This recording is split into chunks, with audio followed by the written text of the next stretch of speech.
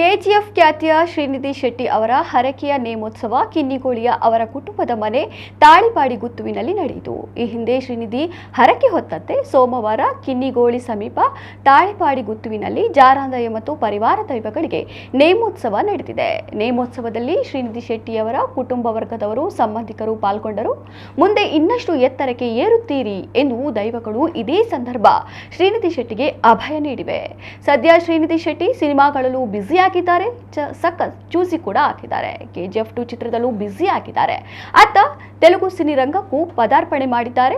ಜೊತೆಗೆ ಕಿಚ್ಚ ಸುದೀಪ್ ಅವರ 47ನೇ ಚಿತ್ರದಲ್ಲಿ ನಟಿಸುತ್ತಿದ್ದಾರೆ.